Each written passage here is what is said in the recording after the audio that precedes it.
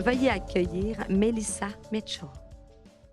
Est-ce que vous vous rappelez de la grosse tempête qui a eu lieu au mois de mai?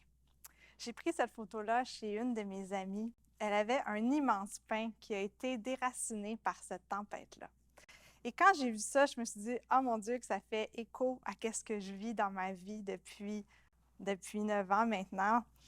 J'ai été déracinée de la vie que je connaissais par la douleur chronique et j'ai dû réapprendre à faire autrement. On va y revenir.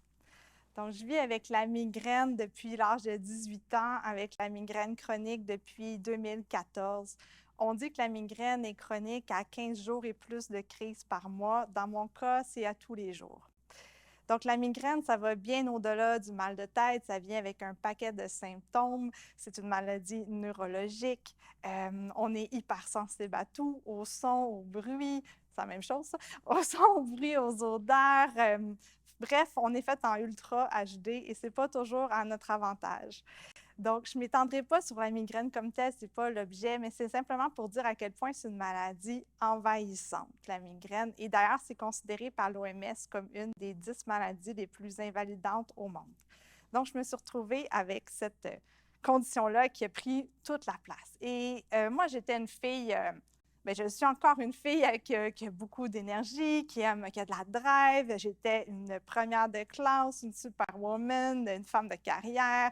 Donc, quand la migraine m'a arrêtée comme un mur de béton, quand le burn-out m'a arrêtée, je me suis dit, mais qui je suis maintenant? Je suis qui sans ma carrière? Je suis qui, moi, qui ne peut plus travailler alors que je me définissais par tout ce que j'étais capable d'accomplir dans la vie? Et j'ai dû réapprendre à redonner un sens à ma vie. Et pendant des années, et encore aujourd'hui, j'ai fait toutes les recherches possibles et imaginables. J'ai essayé tous les médicaments possibles. J'ai passé entre les mains de tous les thérapeutes. Et malgré tout, la condition demeure. Fait qu'à un moment donné, un médecin m'a dit, il va te rester à accepter. Et moi, quand j'entends le mot acceptation, en fait, quand j'entendais, parce que maintenant j'ai évolué là-dessus, puis j'espère vous faire évoluer là-dessus, mais quand j'entends le mot acceptation, à ce moment-là, j'entends résignation. J'entends, il va falloir que tu t'habitues à souffrir toujours pour le reste de tes jours, puis c'est ça ta vie, puis fais avec. C'est comme ça que je l'entends. Alors que c'est tellement pas ça. L'acceptation, ce n'est pas la résignation. L'acceptation, c'est l'adaptation. C'est qu'est-ce que je fais avec les conditions que j'ai entre les mains. C'est quoi le jeu de cartes que j'ai entre les mains? J'étais habituée, moi, de jouer en étant la dame de cœur, puis là, je me ramasse avec un 2 de pique. Est-ce que je choisis d'arrêter de jouer ou je continue à jouer? Bien, moi, j'ai décidé de continuer à jouer et de réapprendre à faire les choses différemment, avec beaucoup de pauses, avec du repos, avec plein de techniques. Je n'irai pas dans le détail de ces techniques-là, mais surtout en allant connecter avec ce qui était vraiment important pour moi, puis qu'est-ce que j'avais le goût de mettre dans ma vie. Et en acceptant que ça vient avec son lot. Tu sais, cet été, je suis allée en camping avec ma famille et bien, ces moments-là, dans la tente, là, KO, ben raide, j'en ai vécu à tous les jours.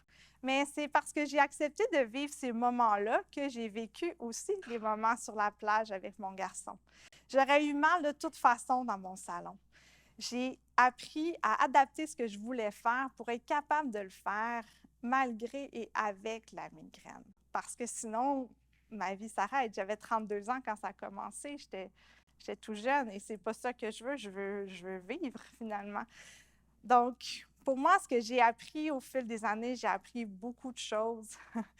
Mais ce que j'ai surtout appris, c'est à aller vers cette joie-là qui était en dedans de moi. Puis que quand je suivais les élans du cœur, quand je suivais vraiment les choses qui me faisaient vibrer, bien, souvent la douleur, elle se tassait.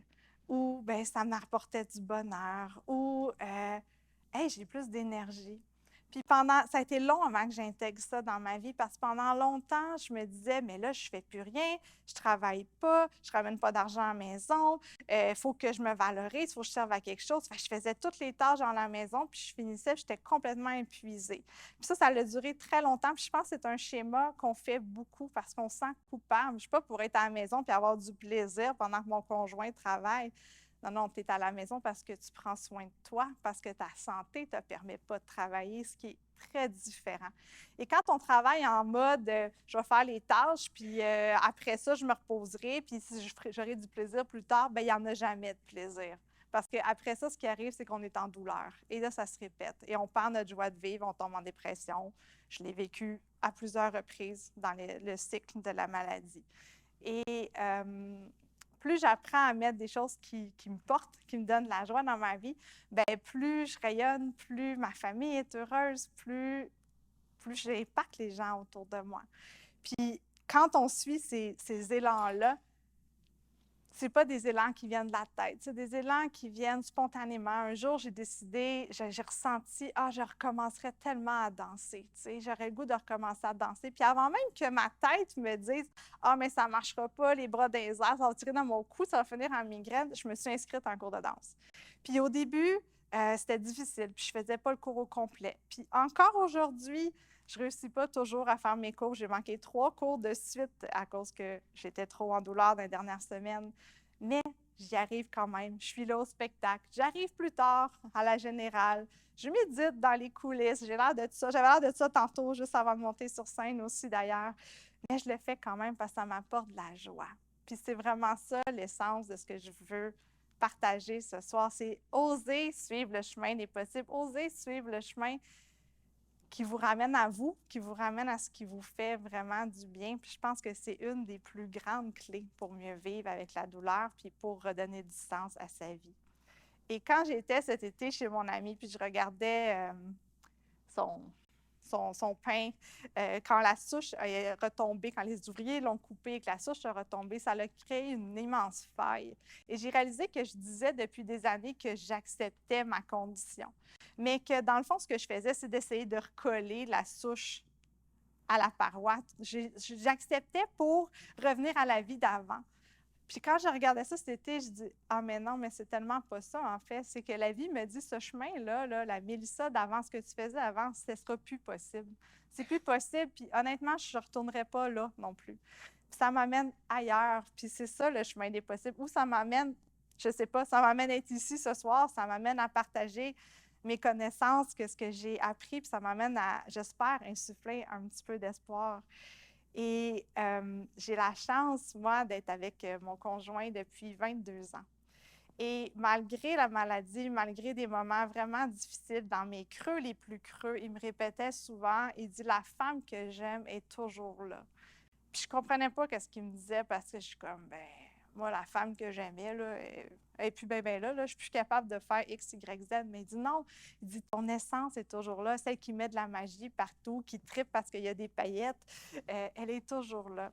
Puis je trouve ça beau de le souligner, puis je trouve que ça a encore plus de valeur que 22 ans plus tard, malgré tout ce qu'on a vécu, on a choisi de se dire oui, je le veux encore. Merci.